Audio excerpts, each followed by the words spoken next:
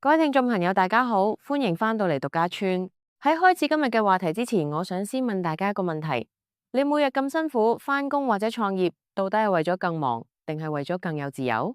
如果你覺得自己越做越忙，但好似離自由越嚟越遠，咁今日呢集你一定要聽落去。如果你覺得我今日分享嘅內容對你有啟發，記得幫我 like 呢條片，subscribe 我嘅 channel，同埋 share 俾你身邊嗰啲忙到冇晒生活嘅朋友。你嘅支持係我持續製作高質素內容嘅最大動力。好，入正題，我想由一個大家可能聽過，但次次聽都有新啟發嘅故事開始。想象下，有一個著住名貴西裝喺華爾街打滾多年嘅成功商人，去到一個偏遠小島度假。佢喺海邊見到一個漁夫，架船細細隻，但入面啲魚條條都好肥美。商人好專業咁問：喂，你每日係咪用好多時間捕魚？漁夫懶洋洋咁答：夠我成家人食，同埋賣少少錢買日常用品咯。商人覺得好嘥，佢教漁夫：你應該每日留多啲時間捕魚，賺咗錢就買隻大船。有咗大船，你就可以捕更多魚，開一間捕魚公司，請人返嚟做，甚至可以去大城市上市，做連鎖捕魚王國。到時你就會變億萬富翁。漁夫聽完好冷靜咁問：咁之後呢？商人好興奮咁話：之後你就可以退休咯，到時你可以搬去一個安靜嘅小島，每日瞓到自然醒，朝早去釣客魚，同仔女玩下，下晝同老婆散下步，夜晚同朋友飲酒吹水咯。漁夫笑住望住商人，講咗一句令商人呆咗喺度嘅話：但我而家咪已經過緊咁樣嘅生活。呢個故事聽落好幽默，但我哋笑完之後，有冇諗過自己？我哋每日拼命工作，追求公司規模擴張，追求生意額爆升，好多時係為咗換取一個未來嘅自由。但我想問大家，如果你而家就可以擁有呢種自由，你仲需唔需要個大王國？今日我要介紹呢本書，叫做《一人公司為什麼小而美是未來企業發展的趨勢》（Company of One）。作者 Paul Jarvis 係一個好頂尖嘅設計師，佢服務過華納音樂，甚至係 Mercedes-Benz 呢啲大品牌。但佢揀咗一條好唔同嘅路，佢拒絕擴張，拒絕請人，佢要話你知點樣透過質疑成長，去換取你真正想要嘅生活。好多人聽完漁夫個故事，會覺得：喂，呢啲係窮人思維啊！如果你唔做大，遇到風險點算？競爭對手打殘你點算？好，我同你講一個真實嘅商業傳奇，就係 Basecamp。如果你係做 IT 或者 Project Management，一定聽過 Basecamp。喺矽谷，所有科技公司嘅目標都係一樣，攞投資、燒錢、請幾千人，然後上市。但 Basecamp 嘅創辦人 Jason Fried 係一個徹頭徹尾嘅異類。有一次，好多傳奇級嘅投資者拎住幾千萬美金想入股佢間公司，求佢攞錢去擴張。如果你係老闆，你會點？通常都係攞咗錢先算啦。但 Jason 竟然拒絕咗。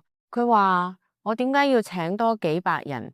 請咗人，我就要花時間去管理，要處理人事政治，要開無窮無盡嘅會，我反而冇時間去整好我個產品。到今日 Basecamp 營運咗超過20年，佢哋依然維持一個好細嘅團隊。佢哋公司有個好出名嘅文化，唔開會，唔加班。夏天星期五仲要全公司放假，但佢哋嘅利潤係幾百萬美金咁賺。Jason Fried 證明咗一件事：如果你唔盲目追求規模，你反而可以將所有精力集中喺品質嗰度。呢種就係一人公司嘅心態。佢唔係叫你一個人做晒所有嘢，而係叫你喺決定擴張之前，先問自己一個問題：多咗呢啲嘢真係會令我間公司更好，定係純粹令我變忙咗？我哋平時喺職場係咪都係咁？老細叫你接多個 project，你第一反應係做大佢，但你冇諗過多咗呢個 project，你可能要犧牲同屋企人食飯嘅時間。呢種為咗成長而成長嘅盲目，就係我哋焦慮嘅來源。講到呢度，如果你都曾經試過因為工作太忙而犧牲咗生活，歡迎喺下面留言區分享你嘅故事。聽完頭先嗰個故事，唔知大家有咩感受？定係覺得講就易，佢哋係成功咗先可以咁揀啫？我而家返緊份工，日日俾老細鬧，或者我個小生意啱啱起步，唔做大點生存？如果你而家覺得返工或者創業返到好唔開心、好壓抑，好似喺個輪上面係咁跑，但見唔到終點。咁我想同你講，你唔係一個人。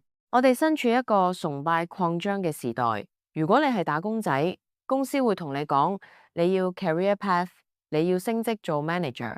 但升咗職之後呢，你可能發現自己以前最叻做嗰樣嘢，例如 coding、寫稿、設計，而家冇得做，反而每日要處理無窮無盡嘅人事、政治同報表。如果你係小老闆，你會覺得不進則退，一定要接多啲客，請多啲人。結果呢，你發現自己好似一隻牛咁，為咗養起班員工同個 office，你連病都唔敢病。一人公司呢本書俾我哋最重要嘅救命草，就係質疑成長嘅權利。你要問自己一個好殘酷嘅問題：我而家呢種唔開心，係因為錢唔夠，定係因為我失去咗對時間嘅掌控？好多時我哋以為賺多啲錢就可以解決問題，但事實係為咗賺嗰多出嚟嘅20%收入，你可能要付出80%額外嘅精神壓力。一人公司思維教我哋，當你覺得唔開心嘅時候，你要做嘅唔係加，而係減。試下喺你嘅工作入面驗出嗰啲高壓力、低回報嘅部分。如果你係打工仔，嗰啲無謂嘅會議，嗰啲為咗表現而做嘅門面功夫，可唔可以推咗佢？如果你係老闆，嗰啲最難頂、要求最多但俾錢最少嘅客，你敢唔敢炒咗佢？細唔係一種恥辱，而係一種策略。當你敢於縮細規模，你先至有空間去思考點樣先可以做得更好，而唔係更多。好啦，咁具體應該點做？無論你係打工定創業，你可以聽下呢3招。一、建立唔依賴公司嘅個人系統。如果你係打工仔，最令你唔開心嘅往往係冇得揀。點解冇得揀？因為你依賴呢份糧。一人公司思維教你，你要喺公司內部建立自己嘅個人品牌同自動化系統。你要諗下，如果你聽日離職，你有冇一套帶得走嘅技能或者系統？你要利用公司嘅資源去練好你嘅通才能力，學識行銷，學識管理自己嘅時間，甚至學識點樣利用 AI 幫你處理嗰啲濕碎嘢。當你變得夠輕夠靈活，你對公司嘅依賴就會減少，你嘅選擇權就會多返。二、出你嘅足夠數字，呢樣係最實際嘅。好多人唔開心係因為佢哋唔知終點喺邊。請你今晚返去攞張紙出嚟計一計，如果你要維持一個體面舒服嘅生活，你每個月到底要幾多錢？計完之後，你可能會發現，原來你唔需要做經理，唔需要請10個員工，都已經達到嗰個數。一旦你有咗呢個足夠嘅底氣，下次老細叫你接多個無理嘅 job， 或者有個好煩嘅客搞你，你就可以好型咁講唔好。拒絕嘅能力係一人公司最高級嘅奢侈品。3、拒絕做爛事，轉向高品質。如果你創業創到崩潰，通常係因為你行緊薄利多銷呢條死路。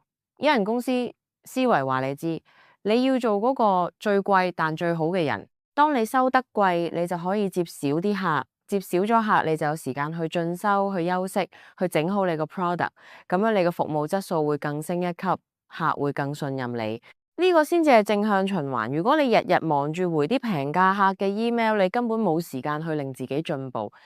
最後，我想同大家講一件好真心嘅事。我哋呢代人好多時係活喺人哋嘅期望入面。我哋覺得公司規模大，名片上面個 title 夠響，手下管住幾十人，咁先叫成功。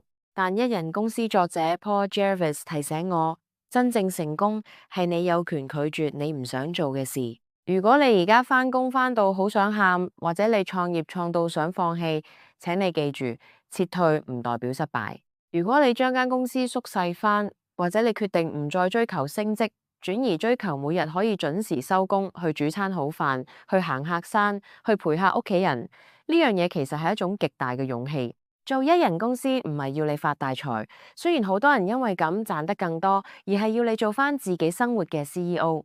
你要管嘅唔係員工，而係你嘅能量同專注力。試下由今日開始喺你嘅 to do list 入面整走1、2樣為咗做俾人睇而做嘅嘢，你會發現原來個世界唔會因為你做少咗嘢而冧，反而你嘅靈魂會因為咁而輕盈咗。多謝大家聽我講咁耐。如果你想聽我分享更多關於心理成長、理財思維嘅廣東話分享，記得 subscribe 我嘅 channel 並留言話我知。最後記得 like、share 同留言，你嘅每一份支持都係幫緊我呢個一人公司行得更遠。我哋下一集再見，拜拜。